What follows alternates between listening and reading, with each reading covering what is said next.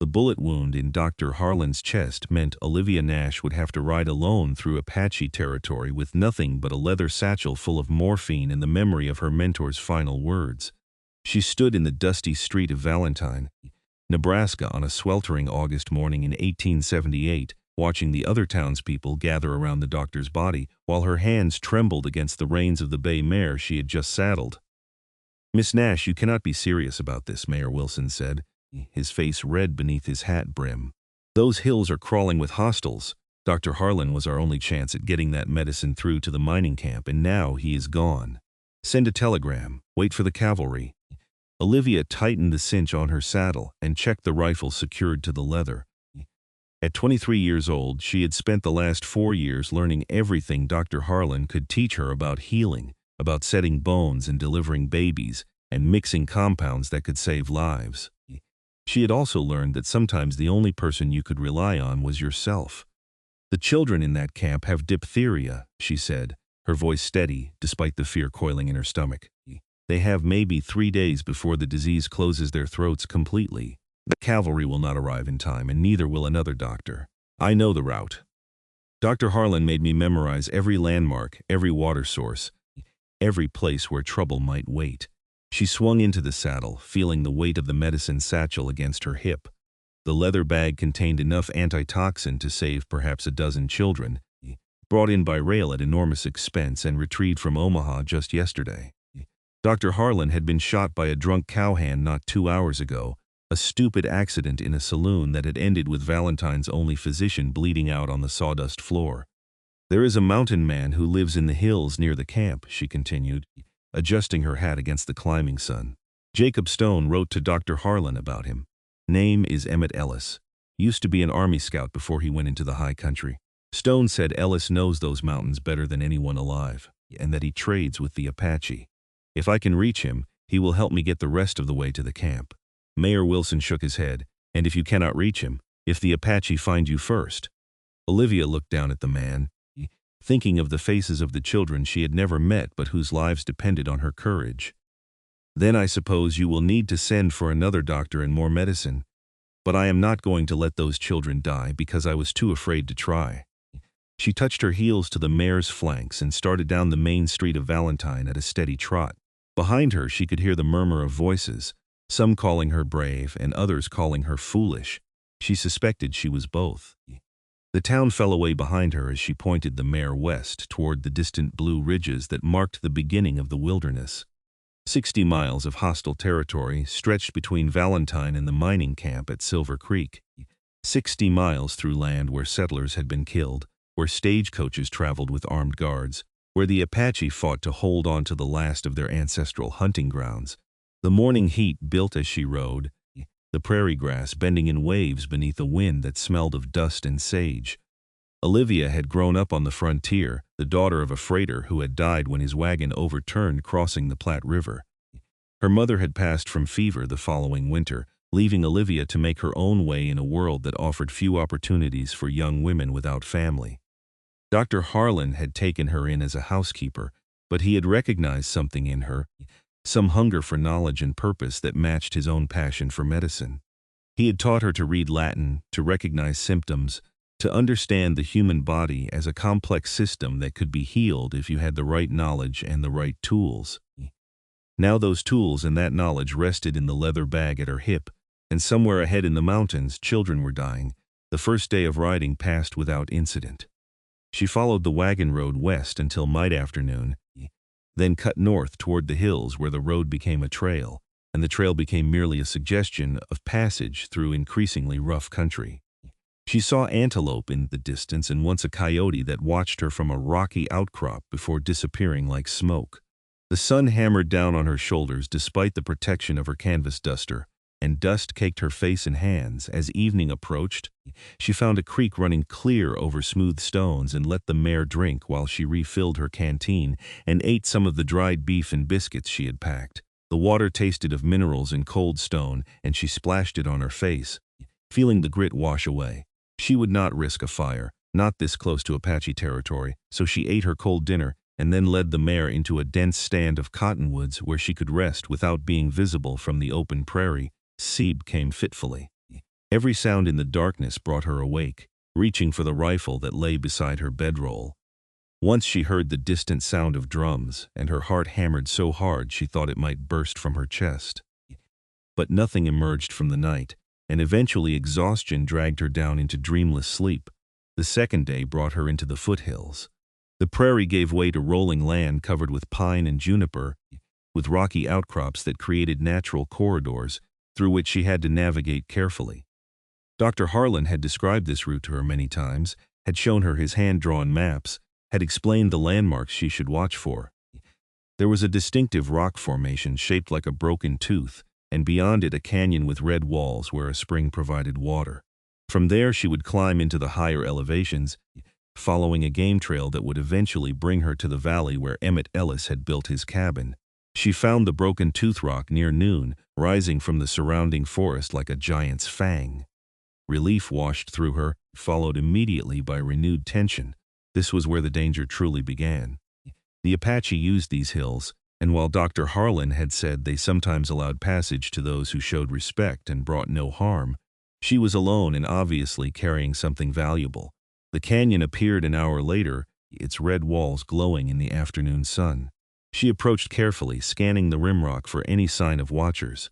Nothing moved except a hawk circling high overhead. She found the spring and let the mare drink again, filling her canteen and checking the medicine satchel to ensure the precious bottles remained secure. That was when she heard the first sound that did not belong to the wilderness. Hoofbeats, multiple horses, moving fast from the south. She grabbed the mare's reins and pulled her into a narrow cleft in the canyon wall, pressing back into the shadows.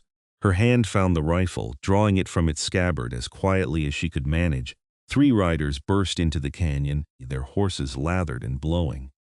White men dressed in the rough clothes of prospectors or drifters, with gun belts slung low and rifles across their saddles. They pulled up at the spring, and Olivia's heart sank as she realized they were looking for tracks. Her mare had left clear prints in the soft earth around the water. "Someone is here," the first man said, his voice carrying clearly in the canyon. He was tall and lean, with a scar across his cheek and eyes that moved constantly, searching. "Fresh tracks, single horse, light rider." The second man dismounted and knelt by the spring, studying the ground. "Woman, maybe. Heading west into the high country." He looked up at his companions with a grin that made Olivia's skin crawl. "What do you suppose a woman is doing out here alone?" "Maybe she is lost," the third man said. He was heavier than the others, with a thick beard and hands like slabs of meat. "Maybe she needs help." They laughed, and the sound echoed off the canyon walls. Olivia felt her grip tighten on the rifle. She was hidden for the moment, but if they followed her tracks, they would find her quickly. 3 armed men against 1 woman with a rifle she had only ever used for hunting rabbits and prairie dogs. "Fan out," the scarred man said. "She cannot have gone far. Maybe she has something worth taking." They separated, moving in different directions, and Olivia realized with growing dread that one of them was heading directly toward her hiding place. She could try to shoot her way out, but that would almost certainly get her killed. She could surrender and hope they would simply rob her and leave, but she had seen enough of the frontier to know what men like these did to women they found alone in the wilderness. The heavy man was 20 feet away now, his eyes scanning the canyon walls. 15 feet. 10. Olivia raised the rifle, her hands steady despite the terror coursing through her veins. She would get 1 shot, maybe 2 if she was fast, and then they would be on her. The sound of a rifle shot cracked through the canyon, impossibly loud, and the heavy man went down like a dropped stone. The echo had not even faded before a second shot sent the scarred man's hat flying and put a crease across his scalp that sprayed blood into the air. He screamed and went for his gun, but a third shot kicked up dust at his feet. "Next one is not a warning," a voice called from high up on the canyon rim. It was deep and rough, with an accent Olivia could not quite place. "Drop the guns and ride out, right now." The 3 men froze. The heavy man was clutching his leg, blood seeping between his fingers. The scarred man had his hand pressed to his head, his eyes wild. The third man was looking up at the rimrock, trying to spot the shooter. "You do not want this fight," the voice continued. "I have 50 rounds and nothing better to do today than put them into anyone stupid enough to draw on me. So you can die in this canyon, or you can get on your horses and ride back the way you came. Your choice, but make it fast." For a long moment nobody moved. Then the third man very carefully unbuckled his gun belt and let it fall to the ground. The scarred man did the same, cursing under his breath. The heavy man needed help to mount his horse, and there was a moment where Olivia thought they might try something, but then they were riding hard back down the canyon, leaving their weapons behind. Silence settled over the red walls. Olivia remained frozen in her hiding place, the rifle still raised, her heart hammering.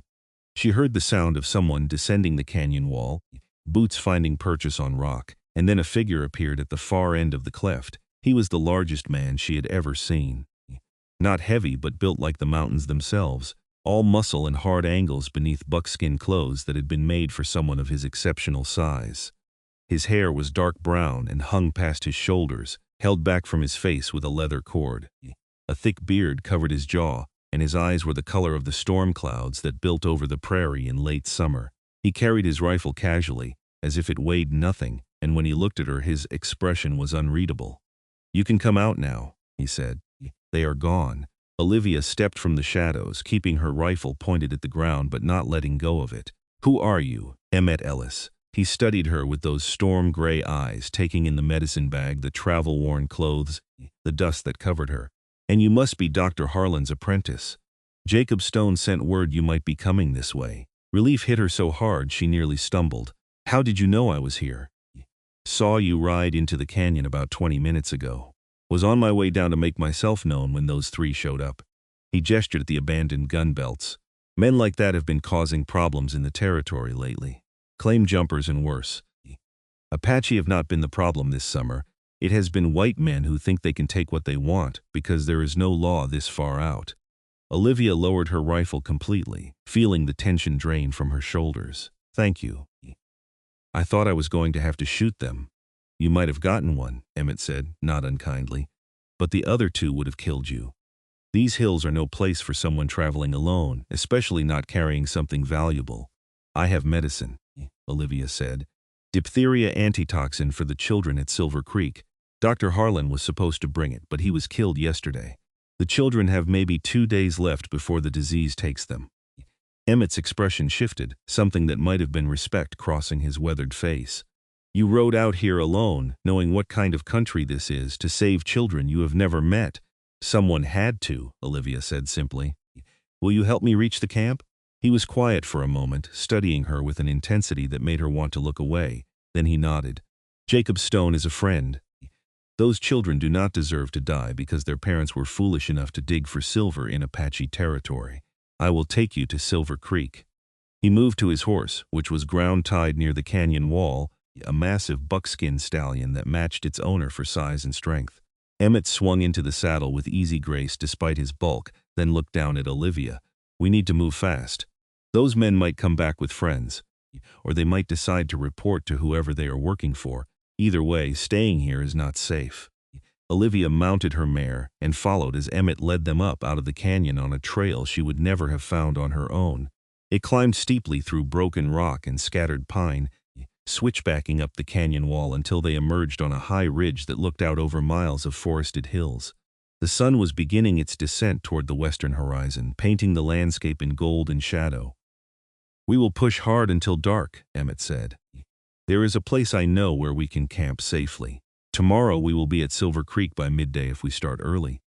They rode in silence for the most part, Emmett leading them through country that seemed to have no trails at all. He moved like someone who had been born to these mountains, reading the land the way Olivia read the symptoms of disease, seeing things that were invisible to her untrained eyes. Occasionally he would stop and listen, his head tilted, his whole body still. Then he would nod as if satisfied, and they would continue. As the light began to fail, Olivia found herself studying the man who rode ahead of her. Everything about Emmett Ellis spoke of strength and capability. His shoulders were impossibly broad, his arms thick with muscle that bunched and shifted beneath the buckskin as he controlled his horse. He sat the saddle like he was part of the animal, moving with it rather than against it.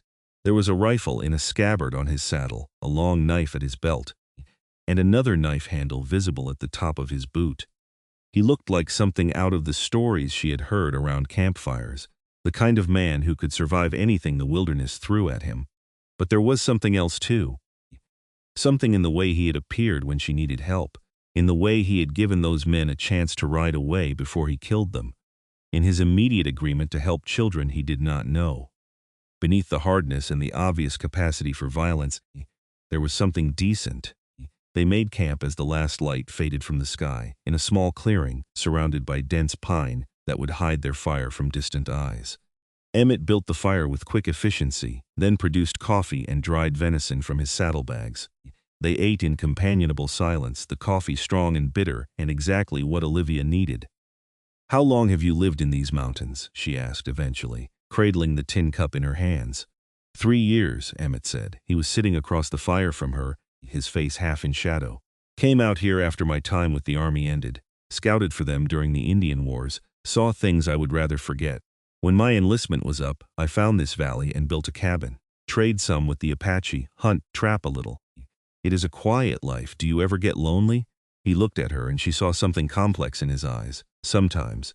But I spent years surrounded by men and violence and orders I did not agree with. The silence feels good most days." Olivia nodded, understanding more than he probably intended her to. Dr. Harlan used to say that healing was about bringing order to chaos, about finding the pattern in the symptoms and following it back to the cause. "I think maybe that is what you are doing out here too, finding patterns, making sense of things." Emmett was quiet for a long moment. "That is a thoughtful way of putting it. Most people just call me a hermit or worse." "Most people are fools," Olivia said, then felt her face heat as she realized how that sounded. "I mean, they judge without understanding. You saved my life today. That is what matters to me." Something shifted in his expression, a softening around his eyes. "You were brave to come out here alone. Foolish maybe, but brave. Those children are lucky you were willing to risk yourself for them." They talked until the fire burned low, sharing stories of their different lives. Olivia told him about growing up on the frontier, about losing her parents, about how Dr. Harlan had given her a purpose when she had nothing. Emmett spoke less, but she learned that he had been born in Missouri, that he had joined the army at 17, that he had seen combat against both Confederate soldiers and Apache warriors, and had hated every moment of it. "War makes monsters of everyone," he said quietly, staring into the flames. "I saw soldiers do things to women and children that haunt me still. Saw Indians do the same to settlers. After a while you realize that there are no good sides, just people trying to survive and making terrible choices. I could not be part of it anymore." "So you left," Olivia said. "So I left." He looked up at her. "But sometimes leaving means you do not get to help anyone. Today I was in the right place at the right time. That does not happen often." "It happened today," Olivia said softly. "That is enough." They settled down to sleep on opposite sides of the fire, and Olivia lay in her bedroll, looking up at the stars through the pine branches. She could hear Emmett breathing, steady and deep, and somehow his presence made her feel safer than she had since leaving Valentine. Tomorrow they would reach Silver Creek. She would deliver the medicine and save the children, and then Emmett would return to his mountains and his solitary life. The thought made her feel suddenly, inexplicably sad. Morning came cold and clear. They were higher now, and frost sparkled on the grass in the clearing. Emmett had coffee ready by the time Olivia emerged from her bedroll, and they ate a quick breakfast of biscuits and jerky before breaking camp. The ride that morning was hard, climbing steadily into higher elevations where the air grew thin and cold. They crossed streams running fast with snowmelt, rode through meadows carpeted with wildflowers, and skirted the edges of cliffs that dropped away into dizzying space. Emmett never seemed uncertain, never hesitated at a fork in the trail or a difficult crossing. He simply moved forward with absolute confidence, and Olivia followed. Near mid-morning they crested a ridge, and Emmett pointed down into a valley below. "Silver Creek," he said, the mining camp huddled at the base of a rocky slope. Perhaps 50 rough structures of canvas and raw lumber. Smoke rose from several chimneys, and even from this distance Olivia could see people moving between the buildings.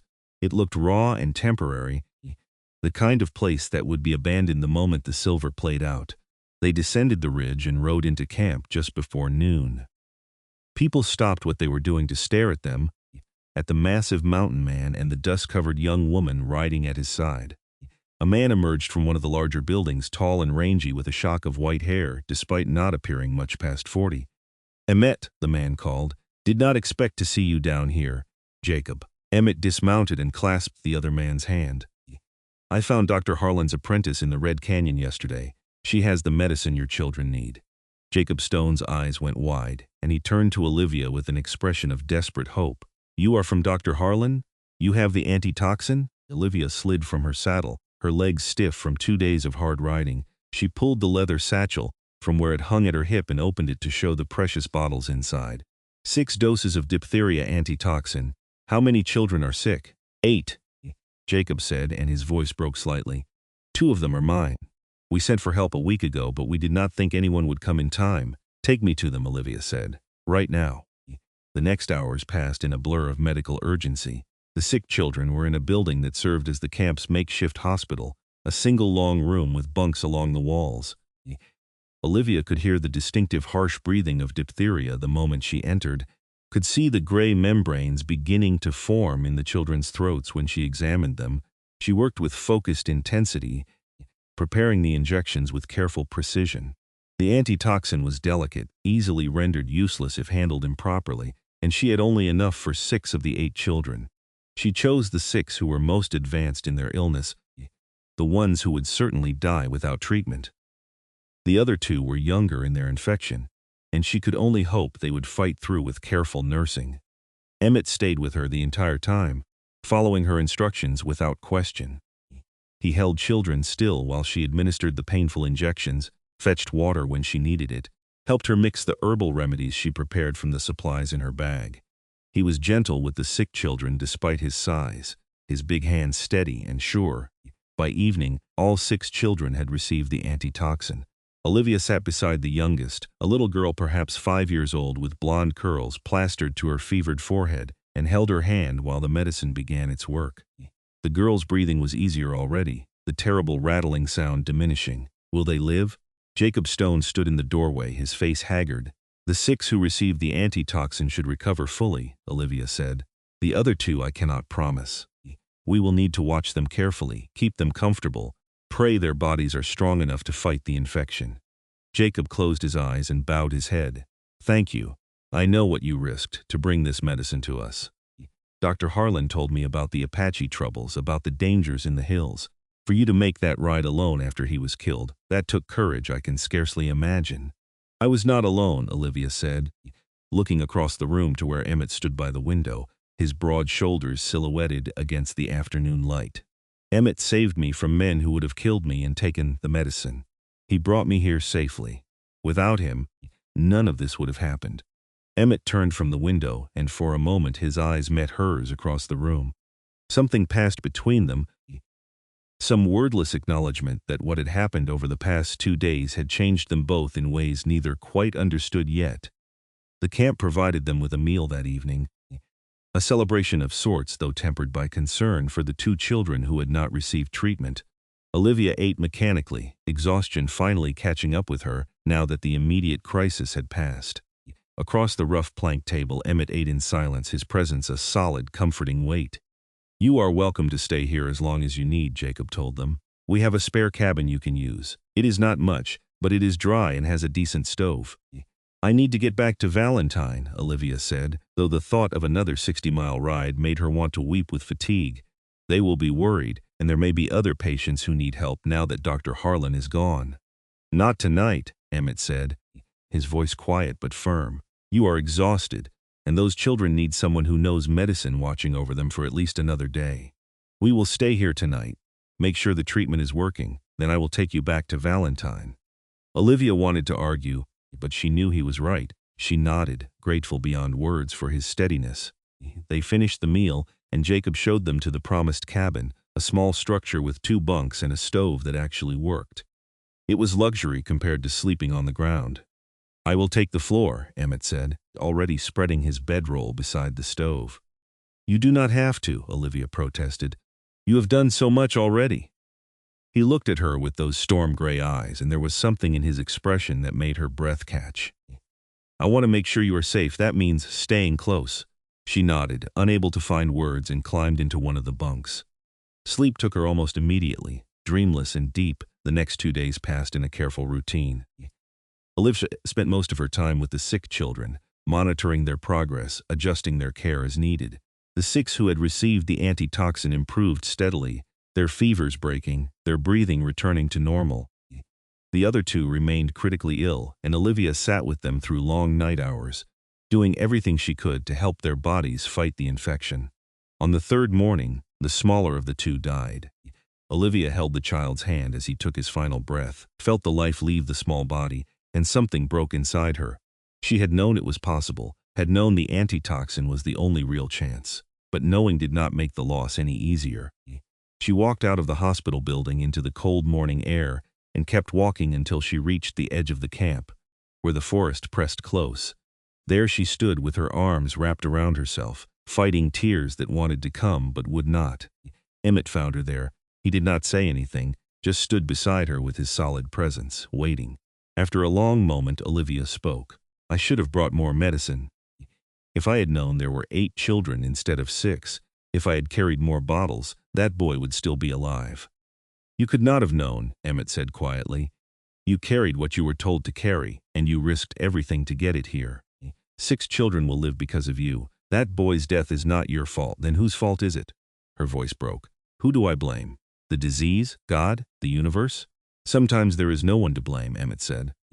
"Sometimes terrible things happen and all we can do is keep going, keep trying, keep helping the ones we can help." Olivia turned to look at him, this massive, scarred mountain man who spoke with surprising gentleness about grief and loss. "How do you keep going? After all the things you saw in the war, all the death. How do you stand it?" He was quiet for a long moment. "I found a place where I could be useful without causing harm, where I could live according to my own code instead of following orders I did not believe in. It is not much, but it is enough most days." "What is your code?" Olivia asked. Emmett looked out at the mountains, their peaks white with snow even in summer. "Protect those who need protection. Do not take more than I need. Leave the world better than I found it when I can." He glanced at her. "Same as yours, I think." Something warm bloomed in Olivia's chest, some recognition that went deeper than words. She reached out and took Emmett's hand, his palm rough and calloused against her fingers. He looked down at their joined hands, then back at her face, and she saw surprise there, and something else. Something that made her heart beat faster. "Thank you," she said, "for everything, for saving me, for helping me get here, for staying with me through all of this. I could not have done it without you." "You would have found a way," Emmett said, but he did not let go of her hand. "You are stronger than you know." They stood there for a long moment, hands clasped, and Olivia felt something shift between them. Something that had been building since that first meeting in the canyon, growing stronger with each shared meal, each quiet conversation beside the fire. She was acutely aware of how close he was, of the warmth radiating from his body, of the way his thumb was moving in small circles against the back of her hand. "Emmett," she started, but she did not know how to finish the sentence, did not know how to put into words the confused tangle of emotions she was feeling. He seemed to understand anyway. His free hand came up to cup her cheek, his touch impossibly gentle for someone with such capacity for violence. "I know," he said softly. "I feel it too." Then he was kissing her, and the world narrowed to just the two of them, to the warmth of his mouth on hers, to the strength of his arms as they wrapped around her and pulled her close. Olivia melted into the kiss, her hands finding the solid muscle of his shoulders, feeling safe and desired and utterly overwhelmed all at once. When they finally broke apart, both breathing hard, Emmett rested his forehead against hers. "I did not expect this," he said. "Did not expect you." "Neither did I," Olivia admitted. "But I am glad it happened. Glad you were the one who found me in that canyon." They walked back to camp hand in hand, and if anyone noticed the change between them, no one said anything. The remaining sick child was improving, his fever finally breaking, and Olivia was able to declare with confidence that he would survive. The relief that washed through the camp was palpable, and that night there was a real celebration, with music and dancing and more food than Olivia had seen since leaving Valentine. She danced with Emmett, who moved with surprising grace despite his size, and felt the eyes of the whole camp on them. Let them look, she thought. Let them see that something good had come out of this tragedy, that life and hope could grow even in the hardest soil. Later, as they walked back to their cabin under a sky brilliant with stars, Emmett pulled her close. "What happens when we get back to Valentine?" he asked. "You have your work there, your life. I have my mountains." Olivia looked up at him, at the face she had come to know so well over the past few days. "I do not know," she admitted, "but I do not want this to end. I do not want to say goodbye to you and never see you again. He was quiet for a moment, then continued. "My cabin is not fancy, but it is solid and warm. Big enough for 2 if you did not mind the isolation. I could teach you to track and hunt, to read the signs in the forest. You could teach me more about healing. We could help people together, the ones who live out in the remote places where no doctor ever comes. Hope flared in Olivia's chest, bright and sharp. You are asking me to come live with you? In the mountains?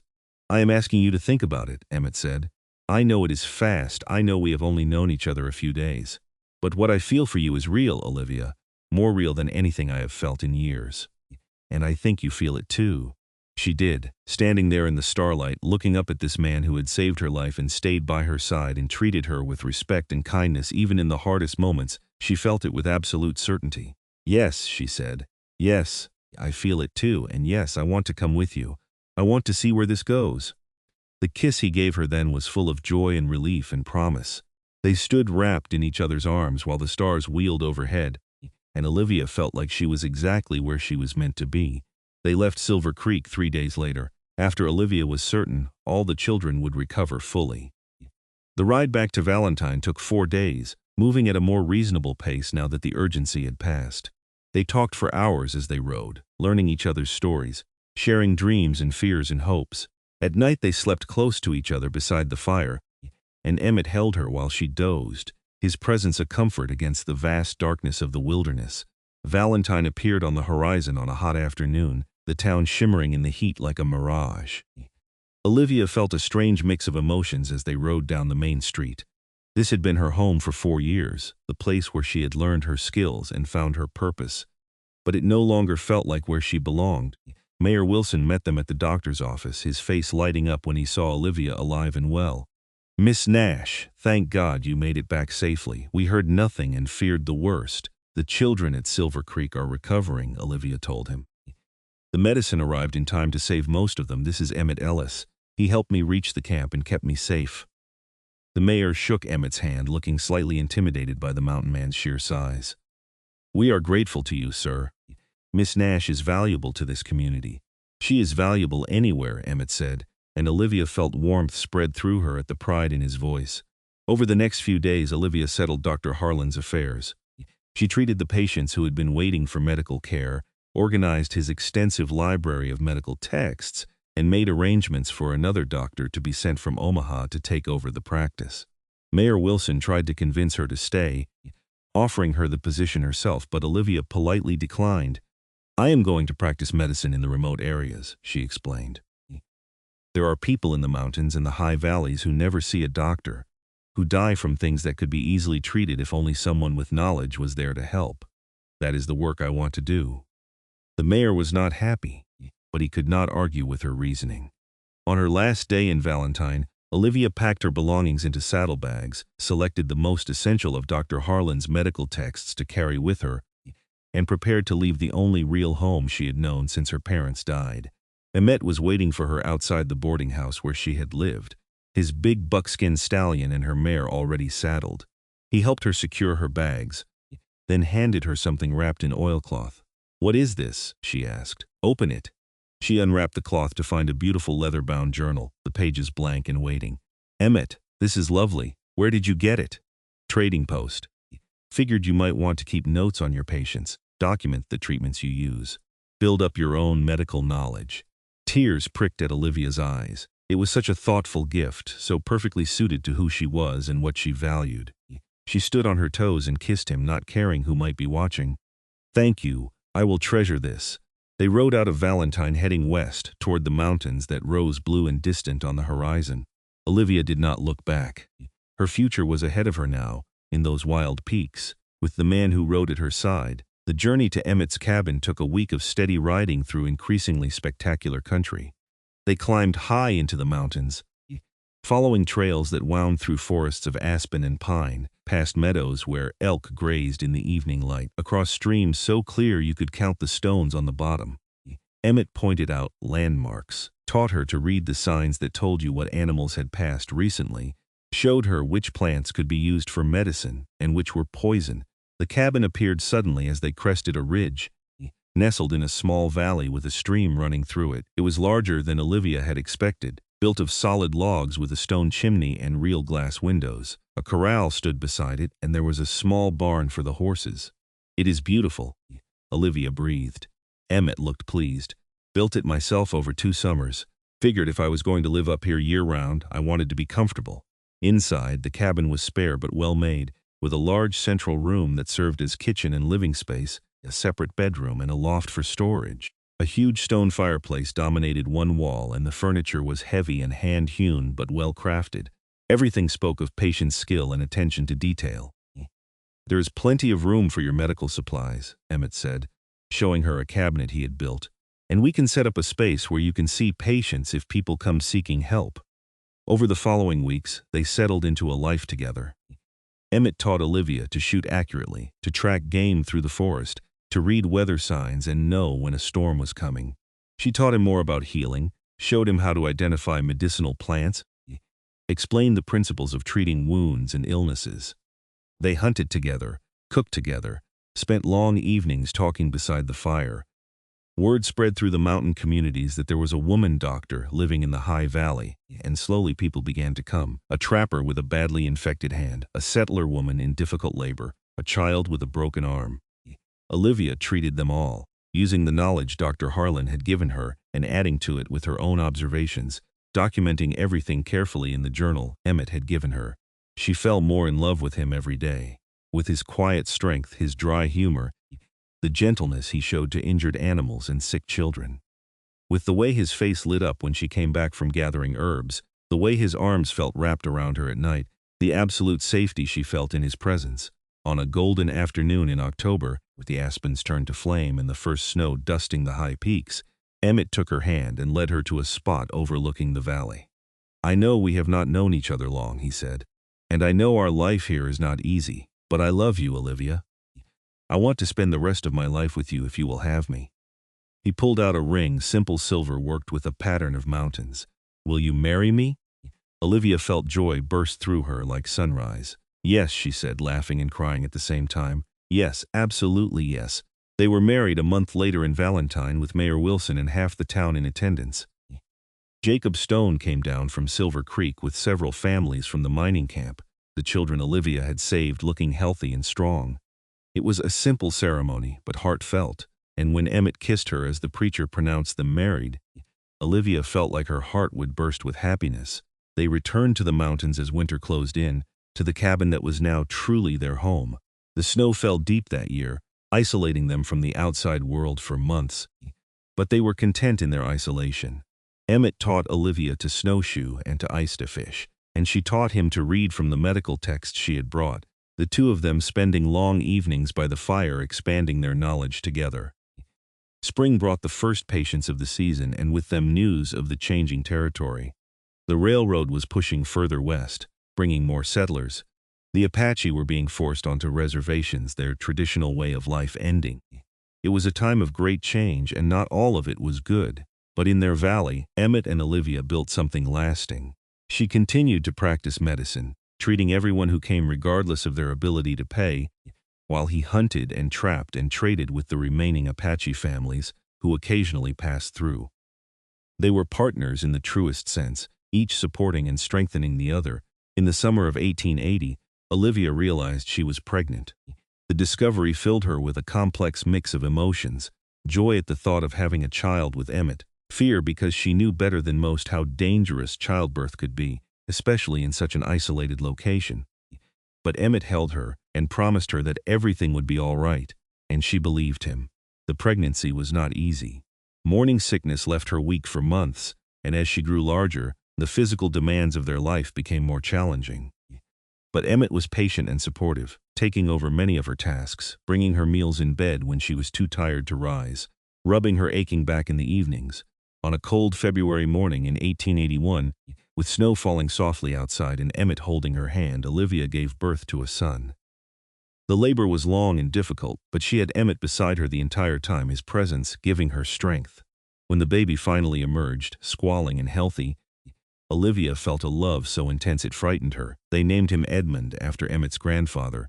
He was a big baby, strong and healthy, with his father's gray eyes and his mother's determination. Emmett held his son with infinite care, his big hands cradling the tiny body, and Olivia fell in love with her husband all over again watching him become a father. The years that followed were full and rich. Edmund grew into a sturdy boy, as comfortable in the wilderness as his father. Olivia continued her medical practice, her reputation spreading until she was known throughout the territory as the best healer in the mountains. Emmett built additions onto the cabin as their family grew. For 2 years after Edmund came a daughter they named Eleanor, and then 3 years later twin boys, Ethan and Elijah. The children grew up wild and free, learning to track and hunt from their father, to heal and help from their mother.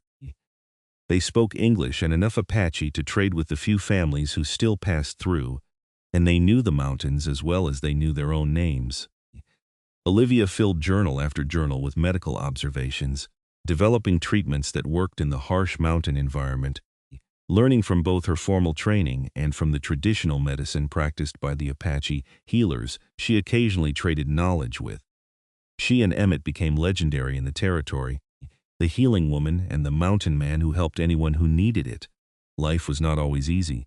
There were hard winters when game was scarce, summers when drought dried up the streams, illnesses that struck the children and left Olivia terrified despite all her medical knowledge. There were dangers from wild animals and from the occasional bad men who drifted through the territory looking for easy prey. But they faced everything together, and their love never wavered. On their 10th wedding anniversary, in the autumn of 1889, Emmett and Olivia stood on the same ridge where he had proposed, watching the sunset paint the valley in shades of gold and crimson. Their 4 children played in the meadow below, their laughter carrying on the wind. "Do you ever regret it?" Emmett asked, his arm around her shoulders. "Giving up the town, the easier life you could have had?" Olivia leaned into his solid warmth, thinking about everything they had built together. The cabin that was now a real home, filled with love and laughter, the patients she had helped, the lives she had saved, the children who bore their names and their values, the man beside her who had become the center of her world. "Never," she said, and meant it with her whole heart. "This is exactly where I am supposed to be." He pulled her close and kissed her, and the love between them was as strong as it had been that first moment in the canyon when he had saved her life, as fresh as the morning they had married, as deep as the mountains that sheltered them. They had crossed hostile territory and found each other, and nothing would ever separate them. The sun set behind the peaks, painting the sky in impossible colors, and Olivia Nash Ellis looked out at the life she had built and felt nothing but gratitude. She had risked everything to save children she had never met, had ridden alone through dangerous country carrying precious medicine, and at the end of that journey she had found not just the mountain man who had helped her reach her destination, but the love of her life and a purpose that fulfilled her completely. Edmund came running up the hill, his brothers and sister trailing behind him. "Mother, father, come see! We found a deer track by the stream and Ethan thinks he can follow it." Emmett laughed, that deep rumbling sound that Olivia loved. "Well, we had better go investigate then. Cannot have my sons tracking without supervision." They walked down the hill together, the whole family, as the stars began to emerge in the darkening sky. Tomorrow would bring new challenges, new patients who needed help, new lessons to teach the children, new moments of joy and difficulty. But they would face it together as they faced everything, with love and strength and the unshakable certainty that they had found in each other exactly what they needed. In the years that followed, as the territory changed around them, as the old ways faded and new ones emerged, as towns grew and the wilderness shrank, Emmett and Olivia remained constant. They added more rooms to their cabin as grandchildren began to arrive, Edmund having married a settler's daughter from the next valley, Eleanor having fallen for a young doctor who came seeking Olivia's guidance and stayed for her daughter instead. Olivia trained Eleanor in medicine, passing on everything Dr. Harlan had taught her and everything she had learned in her decades of mountain practice. The journal Emmett had given her on their wedding day was now one of many, a complete record of treatments and observations that would serve future healers. Emmett's hair turned gray and then white, but he remained strong, still hunting and trapping, still protecting their valley and the people in it. His reputation had grown until he was almost mythical, the mountain man who had once been an army scout, who could disappear into the forest and track anything that moved, who had chosen isolation and peace over violence and fame. On a summer evening in 1902, when Olivia was 47 years old and Emmett was 52, they sat on the porch of their expanded cabin, watching yet another sunset. 24 years had passed since that desperate ride across hostile territory. 23 years since their wedding. Their children were grown and raising families of their own. Their grandchildren played in the same meadows where their parents had played. "I never imagined this," Olivia said softly, her hand in Emmett's as it had been so many times over the years. "When I was saddling that horse in Valentine, preparing to ride out alone, I never imagined any of this." "I know," Emmett said, his voice still deep though roughened by age. "I was alone in these mountains, convinced I would die here, by myself, probably killed by an animal or exposure. And then you appeared in that canyon, fierce and determined, and so brave it took my breath away." "You saved my life," Olivia reminded him. "You saved mine," he countered. "Maybe not physically, but you gave me a reason to come down out of the mountains. You gave me family and purpose and love. You saved me from the loneliness I had convinced myself I wanted." They sat in comfortable silence, watching the light fade from the sky. Music drifted from inside the cabin where Eleanor was teaching the grandchildren a song. Emmett's hand tightened on hers. "I would do it all again," he said. "Every moment, every hardship, every joy, all of it." "So would I," Olivia agreed, without hesitation. The stars emerged, brilliant and infinite, the same stars that had witnessed their first kiss, their wedding, the births of their children, and all the quiet moments of love and partnership that had built a life worth living. And in that moment, Olivia understood that the journey she had started on that hot August morning in 1878, riding alone into hostile territory with nothing but medicine and hope, had led her exactly where she needed to be. She had crossed 60 miles of dangerous country to save children she had never met. At the other side, she had found not just a mountain man waiting to help her complete her mission, but her soulmate, her partner, the man who would stand beside her through everything life could throw at them. She had found home not in a place, but in a person, and that home had become a family, a legacy, a life that mattered. As the last light faded from the western sky and the mountains became silhouettes against the stars, Emmett pulled Olivia close and kissed her temple. "I love you," he said, as he had said countless times over their years together. "I love you too," she replied, and felt the truth of it in every fiber of her being. Their story had started with desperation and danger, with a dying doctor and sick children, and a terrifying ride through hostile territory. But it had become something beautiful and enduring, a testament to courage and love and the unexpected grace that could emerge from the hardest circumstances. They had built something that would outlast them, in the children they had raised, the people they had helped, the life they had lived together with integrity and devotion. And as they sat together in the gathering darkness, two people who had found each other against all odds, and had chosen each other every day since, they knew with absolute certainty that their love story, which had begun in blood and fear and desperate hope, had become exactly what it was meant to be. A testament to the transformative power of love and the strength that comes from facing life's challenges together. The mountains stood eternal around them, the wilderness they had made their home, and in the cabin behind them their family gathered, the legacy of that moment when a young woman had been brave enough to cross hostile territory and a mountain man had been there waiting at the other side. It was not the ending either of them had imagined when their story began, but it was perfect nonetheless, and they were grateful for every moment.